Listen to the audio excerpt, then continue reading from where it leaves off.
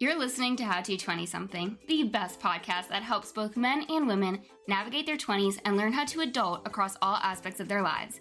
We're going to focus on career, relationships, finances, fitness, nutrition, and all of the common challenges and obstacles a typical 20-something will face in this post-college life. I'm your host, Jess Diamond, and I am the CEO and founder of Jess Diamond Coaching, where I help young professionals get their shit together, gain their confidence, and own their life. No one prepares you for this adulting world, so allow me to help you feel like you are no longer a chicken running around with its head cut off, and that you actually know what the hell is going on and what your next step to take is. Welcome to How to 20-something. Welcome back to another episode of How to 20-something, with today's topic being all about confidence, which is one of my favorite things to talk about, so I figured why not bestow this topic onto all of you with episode 90, it's insane that we're already at episode 90, and during my favorite week of the year, my birth week. Birthday's on Friday, March 7th. Don't know when you're listening to this, but it's on March 7th. But something I had to learn as I started promoting that I help people with their confidence is that being confident doesn't mean you no longer possess any insecurities or that you're perfect or immune to feeling less than. In fact, confidence is a belief in yourself that comes from the proof you created through taking action towards whatever category of life you are focused on in that moment. So you can be a confident person when you step into a room, but insecure or small when you have to speak in front of a room. There are different skill sets that are associated with building confidence depending on what comes to mind when I say you need to build up your confidence. I mean, I'm a confidence coach, but that doesn't mean I don't share my own insecurities. Heck, I have plenty to go around. More specifically, though, as a confidence coach, for one, I have to have the confidence to call myself that, but two, I have to know what that means for my audience, which I'll tell you what that means. As a confidence coach for 20-somethings, I help you get your shit together and own your life. But there's more to that. I help you feel confident about who you are, what you're doing, and where you're going, and that's in regards to your career, your community, and you. And it's because as you move through your 20s, you are encountering new experience after new experience, so of course you're going to suck at it at first. Of course you're going to feel lost and confused. Of course you're going to look around at your peers and feel behind or like you're lacking some secret to being a successful adult, where everyone else seems like they got this memo of adult this way, and yours got lost in the mail. Confidence is a direct result of taking action. So then it becomes a matter of what direction do you need to take for that action to occur in the way that you want it to. And working with a coach helps you find that direction and all of the little steps required to take in between to bring you from where you are right now to where you want to be. It's why I give my clients action steps to carry out in between sessions to help progress them forward and pave the way for their own confidence to shine through. And as a reminder, please know that I am always accepting new clients. Unless you specifically hear me say my schedule is full, which to this date, I have never considered my coaching schedule to be full. So if you're ready to start owning your life, successfully adult, and get to a place where you feel so confident about who you are, what you're doing, and where you're going, then please book a call with me so I can help you do it in a much faster, easier, less stressful way. I've been doing this coaching thing for 3.5 years, and I have worked with dozens of 20-somethings, including myself, and have had immense success with everyone I have ever helped. So know that I can most definitely help you too. You're already in the right place by listening to this podcast, but trust me, you can do all the podcast listening and book reading as you want, but nothing, and I mean nothing, compares to working with a coach who has created a system that perfectly suits your needs. It's designed for 20-somethings. So just head to the show notes, click that very first link to schedule a Road to Success call with me, and we can see if working together is what will help you the most in this phase of your life.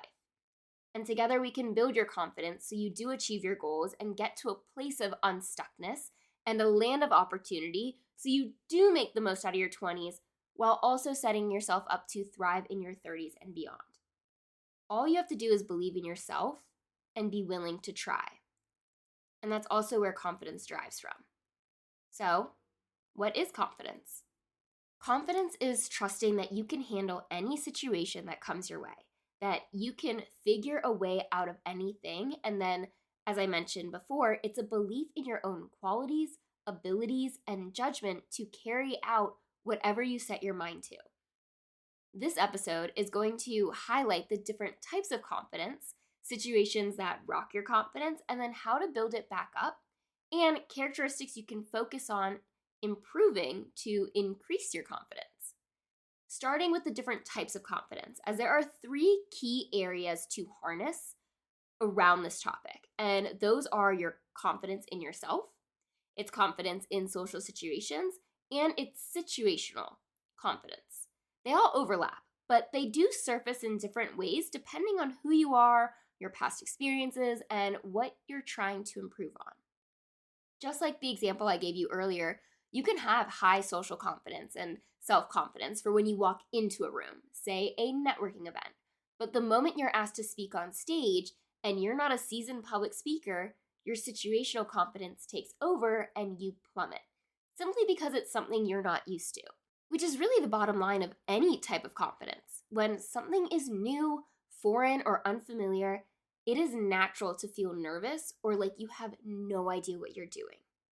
Building your confidence comes from leaving your comfort zone and learning from your experiences so they improve with time. And what's funny is as you work to build your confidence, you build up your resilience in the process, your ability to adapt to and bounce back from a moment in time that rocks your confidence. All of that drastically improves as you build this muscle and work on this skill. So let's start off with self-confidence, which is what I would say most people associate the term confidence with, and it's how I defined it at the start of this episode: a trust in your own abilities and worth. This means following through on what you say you're going to do. In the simplest way, you can build up this trust in yourself and what you're capable of by setting small goals and tasks every day, week, month, or quarter for you to accomplish. The best habit you could ever develop is one where you follow through on the commitments you make to yourself. It's being reliable to you and removing everyone else from the equation. Because remember, you have full control over yourself. And then, as a reminder, you need to celebrate your achievements. Celebrate the moments where you are checking off a task or promise to yourself and you sought it through to the end. You need to acknowledge the progress you're making along the way, not just when it's noticeably different, but the tiny moments in between. Now, those are all internal ways of building your self-confidence, but there are also external factors to consider, as in feeling confident in the way you look and present yourself. If you have oily hair, pimples, say extra chub on your body, crooked teeth, literally anything you are self-conscious of in regards to your physical appearance, then it is going to translate to how you show up when you walk into a new space. Now, depending on how much these physical traits bother you or make you want to hide away, will determine what you want to focus on improving so it doesn't encourage you to shy away from experiences. I know I personally suffer with skin issues. My skin has been on a complete roller coaster from minor acne to intense flare-ups that I found out were from eating dairy, to completely clear skin, to another flare-up to stress and overtraining. And I'll tell you, whenever I'm in the middle of a flare-up, I feel so embarrassed in my skin because I always grew up believing adults don't get acne. Teenagers get acne, and I'm not a teenager. Obviously, acne can't be fixed overnight, and I work really hard to get to the root of my flare-up since it's usually my body's way of communicating to me that something's up, but I'm telling you this because acne rocks my confidence. And maybe you think acne isn't embarrassing, which I don't think I used to think it was, but I was in a relationship with a guy who would point them out and play connect the dots with the pimples on my face. And I know I'm not alone in that feeling of being self-conscious in my skin.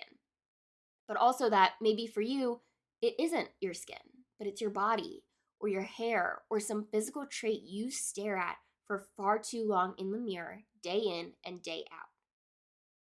To improve this type of confidence, you can practice positive habits that will compound to the way you feel both externally and internally. For example, you could develop an exercise routine. You could eat whole natural foods, practice good posture, get good sleep, shower regularly, get Invisalign, get a new haircut, even buy a new outfit. Something that is going to incrementally increase the way you feel about yourself in a positive way. Bringing me to the third subset of self-confidence, which involves the words being exchanged in your immediate environment. Whether that's the words you say to yourself, or the words the people in your circle say to you, or even around you. You want to be around supportive people who lift you up, not belittle you, and that goes for your own self-talk as well. Stop tearing yourself down for the parts of you don't particularly like, and instead do something about it. And then remind yourself you are actively working on improving this part of you. I know it's easier said than done, but these things take time and consistency to change, so you do get to a point where you know people aren't looking at you as much as you're looking at you. So just show up for yourself. Up next is social confidence, which is feeling comfortable or at ease in different social situations or interactions. This one's a little tricky, and it definitely takes some time to figure out for yourself because you can feel super comfortable in some situations that involve a lot of other people and then feel super uncomfortable, self-conscious, and on high alert in other situations. For example, if you invite me to a potluck and there's going to be 20 people there that I don't know, I'm fine. But if you invite me to a bar, it doesn't matter whether there are 5 people inside or 500 people inside. I am uncomfortable and would like to be anywhere else. There's 5 people, I'm usually a little better, but I still am on high alert when I'm in those types of situations. And I know that about myself. It doesn't mean I lack social confidence. It simply means that through my nearly 28 years on this earth, I have learned that the bar scene is not for me. I thrive in one-on-one or small group moments versus bigger group outings because I'm an introvert and will quickly be overwhelmed and then drained by all of the people. So start with pinpointing what situations make you feel nervous or unsure, and conversely, when and where you feel comfortable. Not in a way where you feel nervous because it's something new and it's uncomfortable, but a way where you feel, I guess I want to call it unsafe. You feel like you are bug-eyed, always watching your environments because it's not a place for you. And ask yourself, is there a way you can slowly start to integrate these two instances that you can think of so it's not such a stark contrast from comfort to extreme discomfort? Like, I can go to a bar on a Sunday evening and feel fine, but if I'm there on a Saturday night, I'm overwhelmed. So starting to feel more comfortable in a bar would be me going on more of an off night rather than an on night. But a large part of building up your social confidence comes from being able to walk into a place by yourself. It's why I created a free resource called The 3 Ways to Walk into a Room with Confidence. And you can still download that at justdiamondcoaching.com/confidence. So you can feel more secure in yourself and your existence when walking into any new room because you're taking control of 3 very important things that is going to help you step into that room. What's not included in that PDF is how to build up this confidence, like by smiling at a stranger or even initiating a brief conversation. I took a 6-week improv class in January, and that very first class, I was so nervous. I walked into the room, and there were 5 people already there, sitting down, facing the door I had just come through. And instead of shutting down and feeling awkward, I immediately introduced myself. And then I made a joke that I wasn't going to remember anyone's names after they all introduced themselves. And by the end of that 2.5-hour class, we all felt a little more comfortable with one another so that by the second week, it wasn't as uncomfortable. But the initial interaction was a small risk. It was a brief interaction that helped me build up my social confidence. You could also go into unknown situations with some topics of conversations prepared or questions to ask if you're someone that, I guess, doesn't like complete small talk, but also doesn't like silence. Small talk moments that are good could be like, what did you do this weekend? Or how long have you lived here? Or more specific relationship building questions such as, wow, I'm literally drawing a blank on this one because it kind of depends on where you are with what question will make sense. But an example could be, what do you like to do in your free time? Or Do you have a goal you're working towards right now? Topics could be something that interests you. Like, I always get a kick out of telling people I'm a weather nerd and I look at the global weather patterns on a regular basis. But basically, you want to build rapport with someone, and those connections get stronger when you share something about yourself and, of course, ask something about the other person too. And stay curious. If you are so focused on what you're doing or not doing or so afraid of being judged, then you're going to freeze up and further prove to yourself that you have no social confidence. Instead, you can keep the focus on the other person and stay curious about learning more about them. Let them do most of the talking until you feel like you have something to contribute. Social confidence is built through consistent practice. So unfortunately, you do need to keep putting yourself in social situations that give you a healthy level of discomfort. My recommendation would be to take up activity-related interactions like a pickleball group, a walking group, a run club, even kickball or a league you can join. Like I said, I joined improv, and that was to help with this. That way you leave your comfort zone by showing up, but you don't necessarily have to have a conversation, or at least not a constant stream of conversation, since you're actively doing something at the same time. I personally think that a major part of the insecurities people feel under the social confidence umbrella is having to converse with people. Whether you don't know what to talk about, or ask people about, or share about yourself, or you worry about the awkward pauses in conversation when it comes to an end and a new topic hasn't been introduced. I mean, don't get me wrong, it is awkward. I've been on my fair share of first dates or networking events where this has happened, and it doesn't get easier to deal with. I'm so honest with you guys. Especially if you're the one that's lacking confidence in this area of your life, you're going to immediately feel self-conscious about this moment. And then comes the pesky thoughts of, is something wrong with me? Or, oh gosh, this isn't going well, there's nothing to talk about. Or, quick, think of something to say, fill the gap. And you can fill in any thought that comes your way, but what I do want to tell you is that a lull in conversation is normal. And it's okay for there to be some silence. Coaching has taught me to be able to sit in silence because I also know that in human psychology, the other person will probably feel that silence as they're not comfortable with it either. So take the pressure off of yourself to carry that conversation and know that it's okay if there is some silence. And eventually you will get to a point where you feel more at ease and even capable of handling these types of social interactions. Bringing me to the third type of confidence, situational confidence, which is believing in your ability to succeed in certain tasks or even certain settings. I think the biggest part of building this type of confidence comes from accruing knowledge that is going to help you feel more at ease.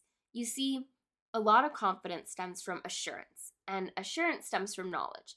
That knowledge provides you with proof that you know what you're doing, and that is your confidence.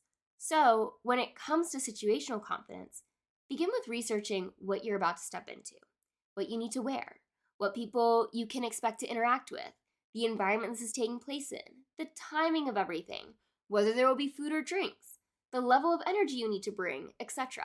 Literally anything that is causing you worry or stress, you need to research, either on your own or through asking the right people the right questions so you know what's required or appropriate in that given setting.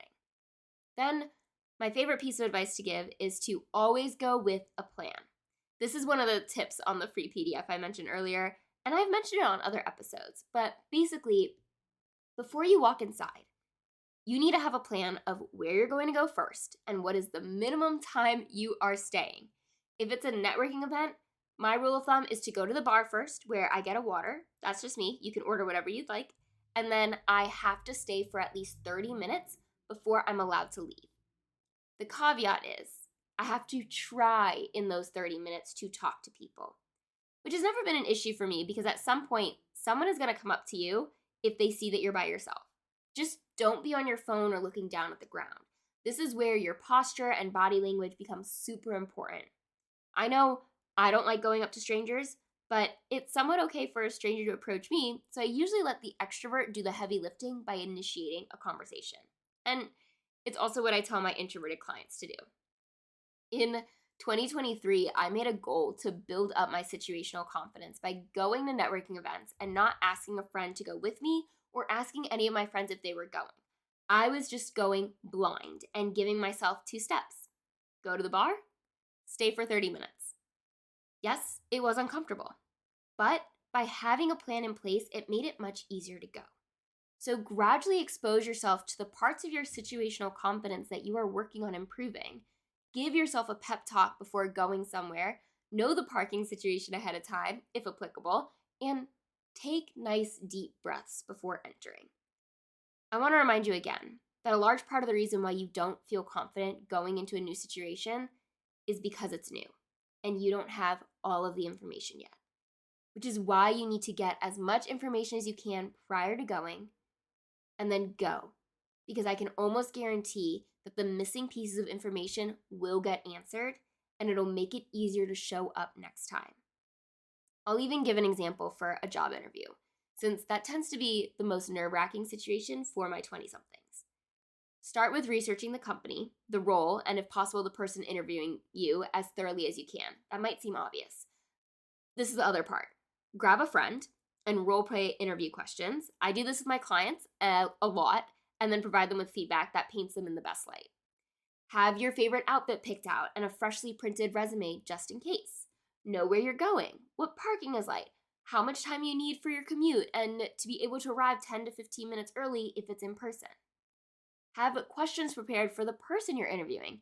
This is also something I work on with my clients, since part of the work I do is to make sure your career supports the quality of life you want to have, and that means having your own set of non-negotiables and asking questions to make sure you don't end up in a crappy situation and on another job hunt in 6 months. The other part is having the confidence to ask questions and know what questions you're going to ask that also paint you in a good light, like you did your research and that you really care about the job you're interviewing for. And then after all that, talk yourself up before going in. And depending on the person, either jump out the jitters or take calm, deep breaths. Then afterwards, reflect on how you did and what you can work on for next time. But regardless of the type of confidence you are working towards improving, you need to take action. Confidence is built. It's a skill. It can be taught and refined, but it does begin with a level of self-awareness and then asking yourself what you can work on based on what you observed about yourself. A lot of times when a potential client comes to me, they express that they don't know if what they want is possible for them. In other words, they don't believe they are capable of achieving the goals and life thereafter. To which I always respond with, let me hold that belief for you until you're ready. But we're going to take action in the meantime, because I know that the work I do elicits insane results. And I have yet to come across a client who remained exactly where they are 3 months into working with me, heck, even 1 month into working with me. So if you don't have the belief or confidence yet, find someone to hold that space for you and help guide you through it at your own pace. It could be a best friend, a parent, or a coach like me. But someone has to hold that belief, and you still have to take action, because that action taking proves your confidence and it builds it. But you need confidence, not arrogance. Arrogance is when you reject feedback and have an inflated sense of your abilities. Confidence is a genuine ability and knowing what you're good at and what you need to work on. Your confidence will help you be resilient towards any person or experience, because it requires you to believe in you and not let anyone else's words get in the way. Remember, it's you against you. And if you need help, it can always be me and you working together.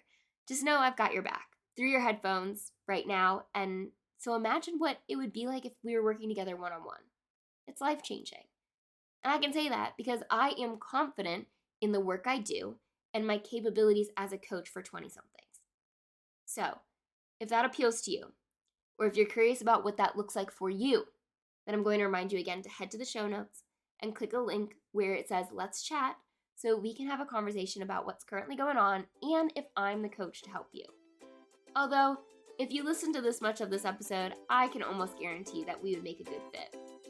So on that note, this does conclude another episode of How to 20-something, and hopefully by now, you know how to get started in building your confidence in your 20s. If you liked what you heard or know someone who needs to hear this episode, then please share it, send it to a friend, post it on social media, and tag me at coach.justdiamond when you do. As always, I can't wait to be in your headphones again next week with another brand new